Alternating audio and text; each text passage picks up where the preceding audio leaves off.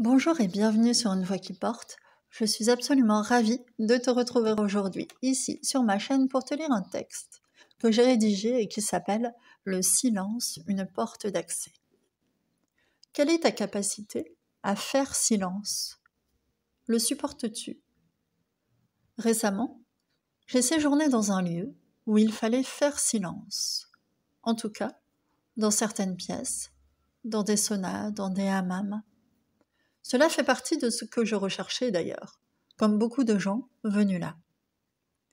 Dans le silence, j'accède à cet état introspectif qui me permet de nettoyer des charges émotionnelles, évacuer des stress, régénérer mon cerveau, mon système nerveux, explorer mon intériorité, parfois juste penser et solutionner des choses avec une facilité déconcertante.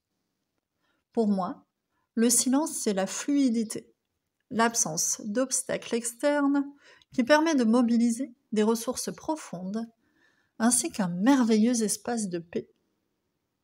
Je l'aime, je le recherche. Il est devenu rare, précieux. Pour preuve, certains payent pour un peu de silence. Pourtant, j'ai observé durant ces quelques jours qu'il est difficile, voire impossible d'accès pour certains.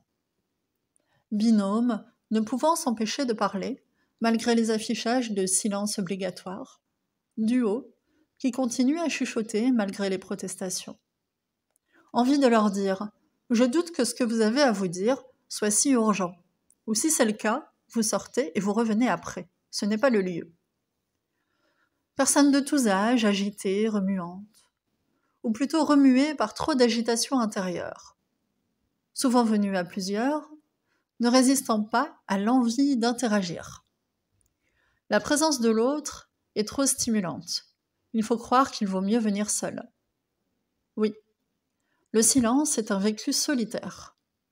C'est vrai aussi que l'accès au silence est frustrant.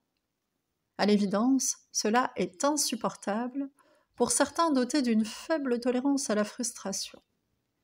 C'est bien de cela qu'il s'agit. Résister aux pulsions, poussant à parler sans cesse, à bouger. Verrouiller tout cela pour accéder à l'autre partie de soi, intérieure. Celle qui ne tolère que l'immobilité extérieure.